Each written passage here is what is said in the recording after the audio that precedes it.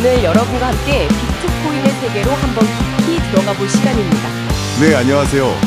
저희가 공유받은 자료들을 보니까요. 이게 기술적인 부분부터 시장, 규제까지 정말 방대하더라고요. 네, 맞아요. 다룰 내용이 꽤 많죠. 그래서 저희 임무는 이 정보 속에서 가장 중요한 핵심, 그 핵심만 딱 뽑아서 여러분이 비트코인을 명확하게 이해하시도록 돕는 겁니다. 바로 시작해 볼까요? 좋습니다. 모든 이야기는 역시 2008년 금융위기, 여기서부터 시작해야겠죠? 그렇죠. 그 배경이 중요하니까요. 사토시 나카모토가 딱 내놓은 그 백서, 기존 시스템에 대한 어떤 불신, 여기서 출발했잖아요. 네, 그게 출발점이었죠. 2009년에 첫 블록이 생기고 그때는 거의 가치가 없던 것이 이제는 어엿한 주요 자산이 됐는데 네, 정말 극적인 변화죠. 이런 약간 반항화 같은 탄생 배경이 그 자료들에서도 계속 언급되는 디지털 금이라는 서사에 계속 힘을 실어주는 것 같아요. 확실히 그런 면이 있습니다. 자, 그럼 본론으로 들어가서요. 비트코인 핵심이 뭘까요?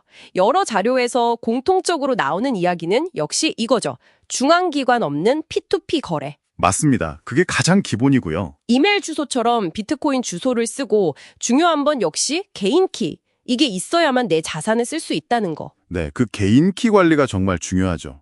여기서 이제 탈중앙화, 이게 왜 중요한지를 좀 짚어봐야 할 것 같아요. 아, 네. 탈중앙화요? 보내주신 그 분석 보고서 중 하나가 이 점을 특히 강조했는데요.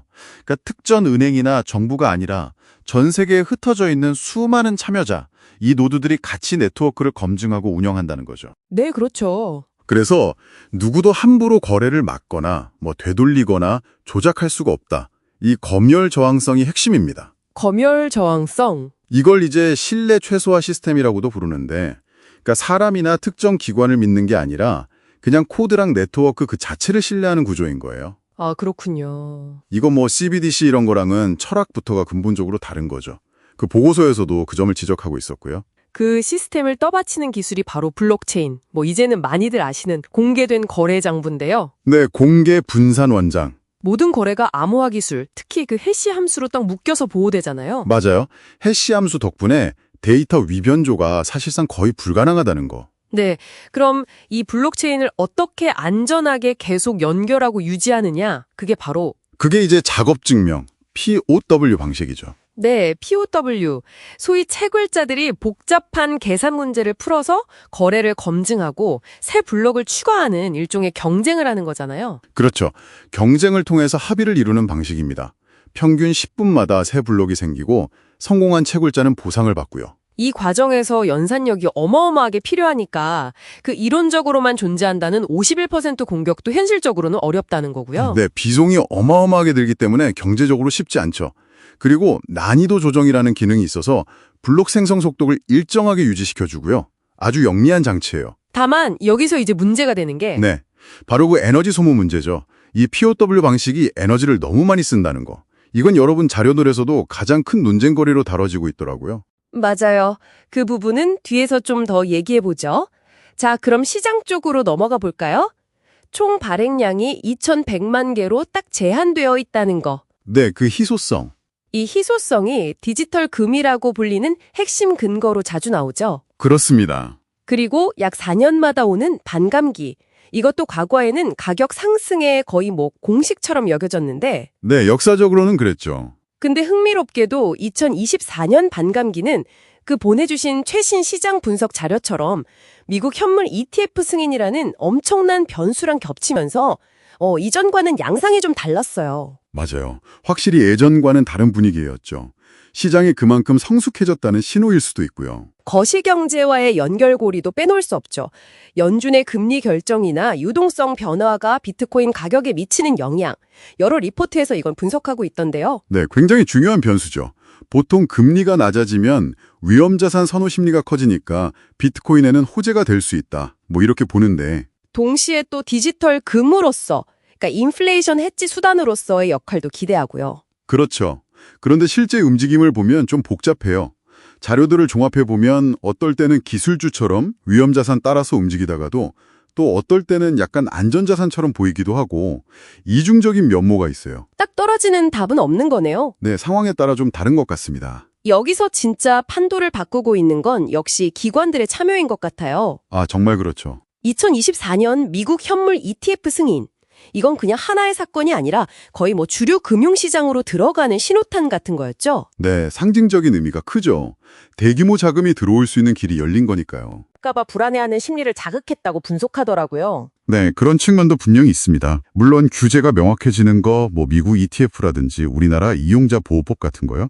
이게 도움이 되긴 하는데 도시의 또 활동 범위를 제약할 수도 있다는 그런 양면성도 있죠. 그 점도 지적되었고요. 그래서 요즘 온체인 데이터 분석이 더 중요해지는 것 같아요. 맞습니다. 이게 아주 흥미로운 분야죠. 이걸 쉽게 말하면 그 투명한 블록체인 장부 위에서 돈이 진짜 어떻게 흘러가는지 직접 들여다보는 거잖아요. 그렇죠. 실제 거래 기록을 분석하는 거니까요.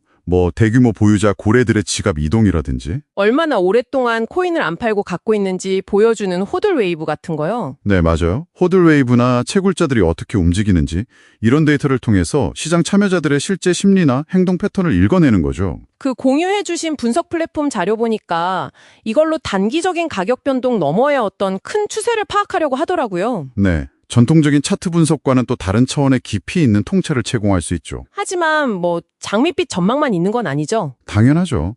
도전 과제도 만만치 않습니다. 비트코인 자체의 그 느린 거래 처리 속도랑 용량 한계, 확장성 문제, 이건 정말 고질적인 것 같아요. 네, 그게 가장 큰 기술적 허들 중 하나죠.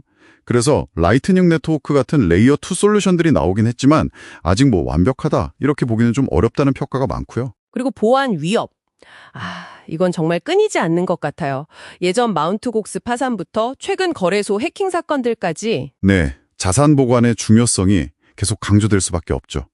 그리고 무엇보다 아까 잠깐 언급했던 에너지 문제요? 네, 채굴 과정에서의 그 막대한 에너지 소비와 환경 문제. 이건 정말 비트코인의 지속 가능성에 대한 근본적인 질문을 던지고 있습니다. 여러 자료에서 이걸 가장 큰 아킬레스건으로 지목하고 있었어요. 네, 맞아요. 자, 오늘 여러분의 자료를 통해서 본 비트코인을 한번 정리해보면요. 금융위기 속에서 어떤 대안으로 태어난 기술 혁신이기도 하고 또 극심한 변동성을 가진 투자 자산이기도 하고요. 네, 그리고 디지털 금이라는 가치 저장 수단으로서의 가능성도 보여주고 있죠. 하지만 동시에 확장성, 보안, 그리고 특히 그 환경 문제라는 큰 숙제를 안고 있고요. 기관들이 참여하고 규제가 계속 만들어지면서 끊임없이 변화하고 있는 중이고요. 특히 규제는 정말 국가마다 온도차가 커요. 미국은 ETF 승인으로 좀 포용적인 태도를 보이는 것 같은데 한국은 특근법이나 이제 곧 시행될 이용자 보호법 이런 걸 통해서 투자자 보호에 좀 더 무게를 두는 신중한 접근을 하고 있죠. 그렇죠. 앞으로 이 기술 혁신과 규제 사이에서 어떻게 줄다리기를 하느냐, 이게 비트코인의 미래 경로를 결정할 아주 중요한 변수가 될 겁니다. 네, 정말 그렇겠네요. 자, 마지막으로 여러분께 이런 질문을 하나 던지면서 마무리할까 합니다. 비트코인은요, 그 설계 자체를 보면 속도보다는 탈중앙성이랑 보안, 이걸 최우선으로 했잖아요. 네, 그게 핵심 철학이었죠. 라이트닝 네트워크 같은 후속 기술들이 속도 문제를 보완하려고 애쓰고는 있지만 그 근본적인 설계 철학 자체가 바뀐 건 아니란 말이죠. 그렇죠. 본질은 유지하면서 확장하려는 시도죠. 그렇다면 비트코인의 최종적인 역할은 우리가 매일 쓰는 그런 디지털 현금이라기보다는 가치를 오랫동안 보존하는 디지털 금 쪽에 더 가깝게 자리매김하게 될 운명일까요? 한번 오늘 보신 자료들을 곱씹어 보시면서 생각해 보시면 좋겠습니다.